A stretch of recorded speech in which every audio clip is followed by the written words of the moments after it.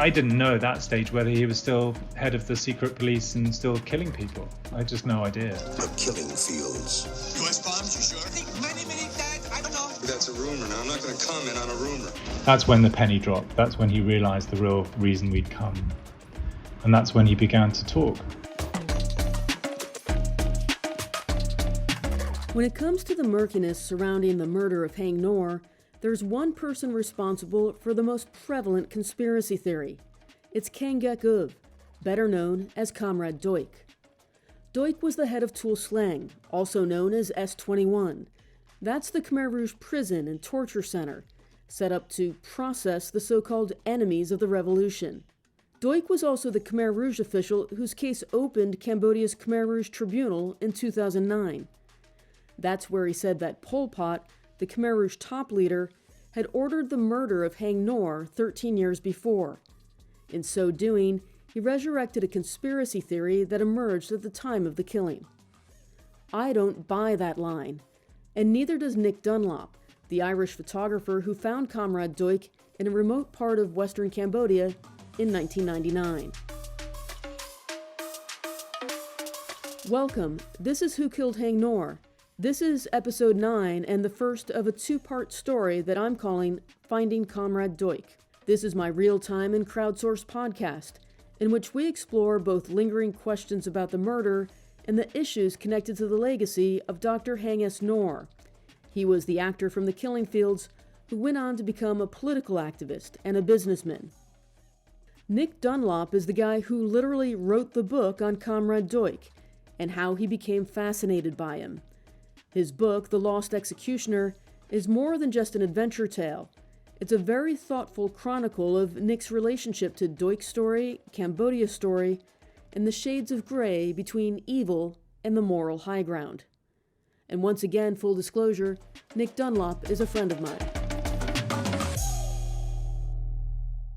For anyone who's ever gone to Cambodia's capital, Phnom Penh, the chance to visit Tuol Sleng and the killing fields at nearby Chung Ek has probably been thrust at them by tour guides, hotel staff, or taxi drivers. They're among Cambodia's most famous tourist sites. Cambodia's Khmer Rouge past is both incredibly recent and incredibly compelling. It's like visiting Auschwitz, the Nazi concentration camp, while in Poland. Tuol Sleng's a museum now, and people go to try to get a sense of the sheer horror of the Khmer Rouge period. My name is Nic Dunlop. I'm a photographer and I'm author of The Lost Executioner, a biography of Pol Pot's chief executioner, Comrade Duch. Nic was one of those visitors to Tuol Sleng in 1989, when he was just 19. The Khmer Rouge were meticulous record keepers, photographing all incoming prisoners. Now thousands of those mugshots are on display. They're a makeshift memorial to the dead. Those displays are punctuated by a few shots of the Khmer Rouge hierarchy, including Comrade Duch. But I remember very clearly the first time of going into Tuol Sleng at the age of, I think it was 19 at the time. And, amongst the photographs of all the victims, the thousands of mugshots that, the youths that we've all seen that have come to represent the Khmer Rouge Revolution, were a few photographs of the people who ran the prison. And they seemed to me to be the most terrifying people. And of course, there was that photograph of Comrade Duch. And that was the photograph that I later carried with me to different parts of Cambodia. Somewhere between 12 and 20,000 people passed through Tuol Sleng.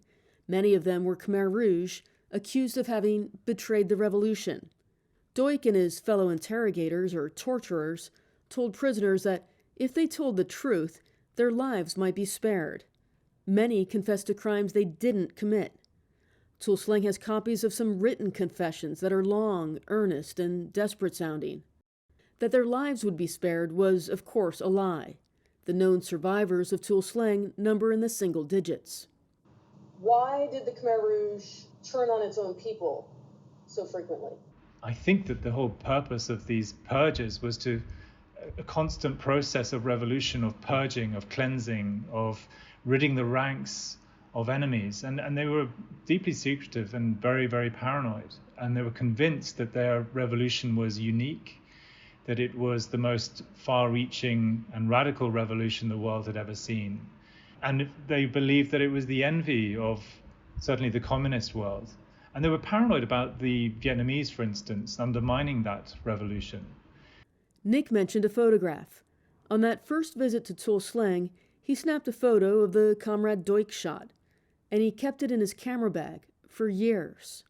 I just took a photograph of the photograph, and I carried it with me. And I remember very clearly asking several colleagues and friends, when the Khmer Rouge began to look like it was really on its last legs as a movement, as you remember, there were thousands of defectors almost on a weekly basis. And I thought, well, look, the likelihood of him still being alive is probably quite remote. I thought he probably would have been a victim of one of the many purges. But I thought, wouldn't it be an interesting feature to go to traverse these former Khmer Rouge zones and talk to people, try and go on in pursuit of this guy and try and find out what happened to him. Nic was so captivated by his Cambodia visit that he dropped out of art school to try to make it as a photographer.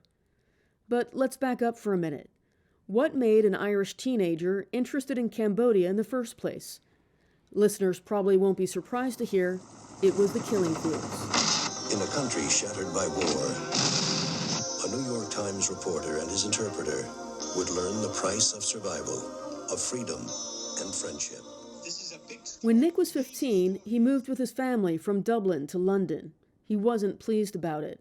It was 1984, the same year The Killing Fields came out. There was a flurry of films about the war in Vietnam at that time. But this is the film that to me, tried to tell a very complicated story, and did it in such a way that it was a kind of a beautiful vision of hell. And I think it's that tension between, really powerful story, very well told, but also, it's quite beautiful to look at as well. And so I felt sort of slightly bewitched by it and obsessed by it. I became very quickly obsessed with all things Cambodian. So I must have gone and seen the film in the cinema at least 20 times. Partly, Nic admits the film took him away from his London experience when he was still unhappy about his family's move. So I was desperate to learn more about the Khmer Rouge, where they came from, why they did what they did, and learn about the country itself. And I think one of the things about The Killing Fields that was nice, unlike a lot of the other films about the American experience of Vietnam, is that you got a sense of a country being destroyed. Not just a war, but a country. And it was fairly evenly balanced between the Western perspective and something of the Cambodian experience. Like I told you in this podcast Journos trilogy, The Killing Fields is one of the all-time great journalism movies. I think it was also this idea of first time I'd ever really thought about journalism, thinking about people who actually bother to go out into the world and see things and explore things and try and understand things, and try and bring that understanding to people who don't have that opportunity.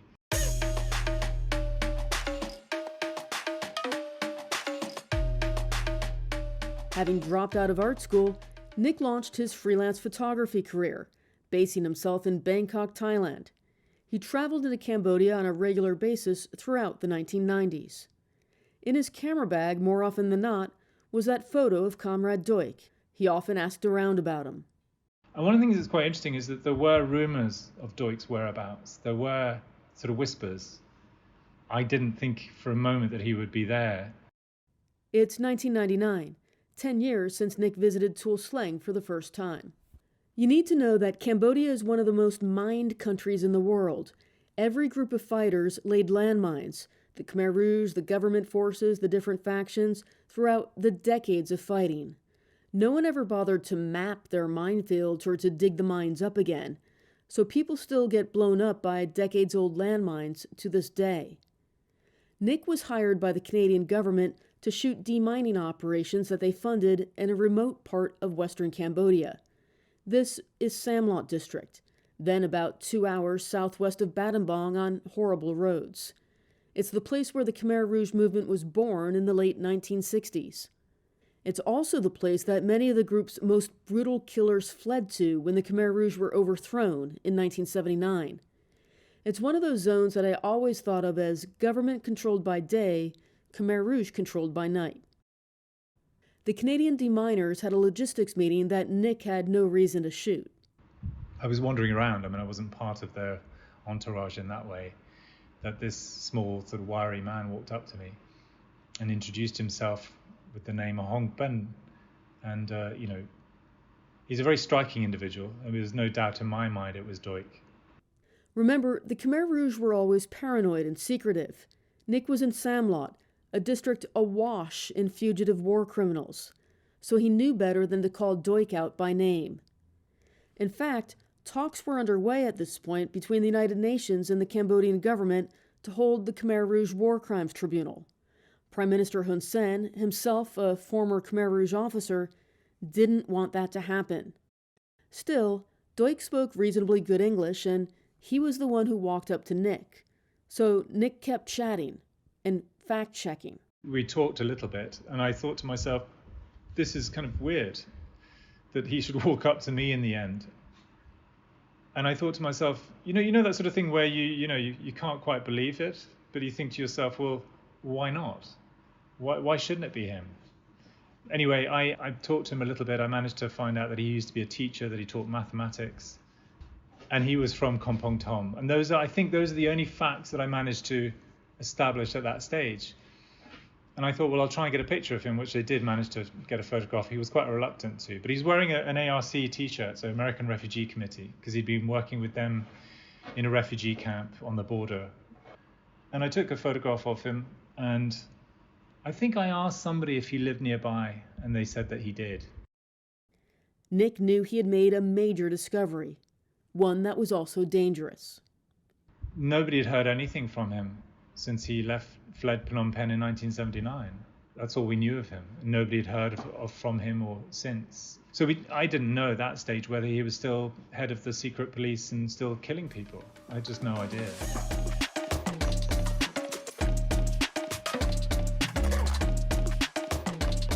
Nic went back to Bangkok and met with some colleagues from EP9, the TV division of the Associated Press. They compared Nic's old photo from Tuol Sleng with the one he just took and agreed, this has to be him. I'll post some links on the webpage. Soon, Nic headed back to Samlot with a friend, American photographer Stuart Isett. Nic had a small video camera that EP9 had given him. Once again, they were able to track down Comrade Duch. It was still incredibly dangerous to try to do an interview about Duch's past. So Nic walked him out of earshot of everybody else nearby and asked him about the aid work he did. I saw him, we introduced each other, we chatted with Stuart, and then Duch and I went for a walk up the road to visit refugee families. And that's when I did a short interview with him, when at that point he had confessed that he was a Christian. And he seemed very pleased with this, and he was very ingratiating. I mean, I don't know if you remember him at his trial, but he clearly, is very, very aware of where people were on the hierarchy, and he thought I'd be very pleased to know that he was a Christian. Nic and Stuart got out of Samlot with their material as quickly and as quietly as they could. Nic still hadn't tipped his hand that he knew who Duch was. Back in Bangkok after his second trip to Samlot, Nic pitched a story about finding Duch to the Far Eastern Economic Review, a weekly news magazine. Their regular correspondent was American journalist Nate Thayer. The review came back to me and said, look, great story. This looks like him for sure, but we'd like you to go back and give him the opportunity to defend himself. So Nate said to me, I'd love to come for the historic record. I mean, it's your story, but I'd love to come. So we did. A quick word about Nate. Nate Thayer was a minor celebrity in Southeast Asia's press circles. In 1997, he was the guy who found Pol Pot, the head of the Khmer Rouge. Pol Pot, of course, was one of the worst war criminals of the 20th century. Like Nic, Nate was fascinated by the Khmer Rouge. He spent more than a decade as a reporter infiltrating the Khmer Rouge movement. Nate's story deserves to be told in its entirety. He was a friend and he died earlier this year. For now, what you need to know is that Nate had interviewed Pol Pot. He had also interviewed Tomok, another top Khmer Rouge leader. These made headlines around the world, and that includes in the Khmer language news services of Voice of America and the BBC, shortwave radio broadcasts. That means even in a place as remote as Samlot, people knew the name Nate Thayer. In Samlot, for a third time, Nic, with Nate along, tracked down Comrade Duch. We sat down to talk, and that's when I think it was put to him 3 times, that we believed that you were head of the Khmer Rouge special branch, or, you ran Tuol Sleng or whatever. And 3 times he deflected. This trip was no less dangerous than the previous 2. Nic and Nate were challenging a fugitive war criminal known to have killed thousands to his face. Journalism requires that they confirm that Duch was who they thought he was. And Nate and I had already sort of rehearsed this and thought about, okay, what are we going to do if he doesn't confess? So what we decided to do is that we would get him to write a letter to a doctor that he worked with on the Thai-Cambodian border in a refugee camp. And we said we'd happily deliver it to him, which then at least we'd have a sample of his handwriting. We could compare it with the notations from the documents from S21. Anyway, it was while he was writing this letter to this doctor that he looked at Nate's business card. And then he realized that he said that, I believe your friend has interviewed Monsieur Pol Pot and Tam Mok. And I said, that's right. And that's when the penny dropped. That's when he realized the real reason we'd come. And that's when he began to talk. Remember, Duch had become Christian. As Nic writes in his book, Duch said, "It's God's will that you are here. Now my future is in God's hands." Suddenly, Duch was giving an interview, spilling secrets to Western journalists. To the Khmer Rouge, that's reason for execution. What ensued now was a high-stakes game of cat and mouse. This is worth a podcast episode in and of itself, but this is the short version. Nic had to leave Samlot to file his story for EP9. Within hours, someone threatened Duch's life. So Nate offered to hide Duch in a hotel room 2 hours away in Battambang to do an extended interview. Nate also brought in Christophe Péchu from the United Nations Office of the High Commissioner of Human Rights. Péchu's book, Itinerary of an Ordinary Torturer, is where I'm getting some of these details. Nate, Péchu, and a translator interviewed Duch extensively over the next 3 days. That would later become part of a legal dossier at the Khmer Rouge Tribunal. Duch's life was still at risk.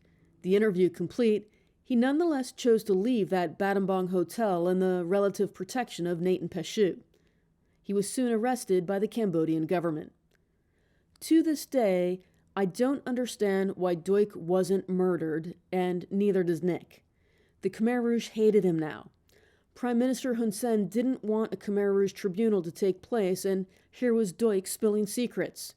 Hun Sen could have easily had him killed by a government agent.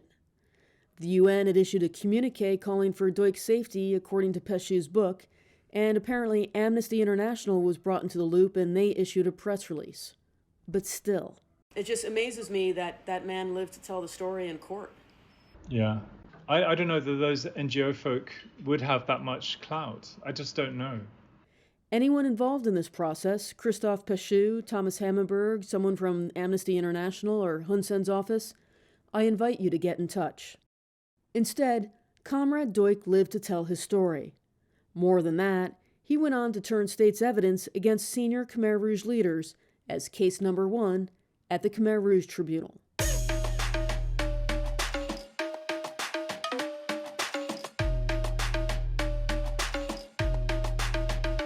Thank you for listening. In the next episode, we'll hear more about the Khmer Rouge Tribunal and what Duch said about the Haing Ngor murder, and why Nic and I think it was complete and utter nonsense. We'll also hear Nic's reflections on what the Khmer Rouge Tribunal and what Duch's testimony meant to a Western audience and what it meant to Cambodians. That's coming up in the second episode of Finding Comrade Duch, which is episode 10 in the Who Killed Haing Ngor podcast. My name is MP Noonan. Remember, this is a crowdsourced podcast, an experiment I'm trying in journalism. If you knew Haing Ngor personally and would like to contribute, even just an interesting anecdote, please get in touch. If you know any details about his murder you think are relevant, please get in touch. The best way is to reach me by email at whokilledhaingngor@gmail.com. Haing is Haing and Ngor is Ngor. Thanks again.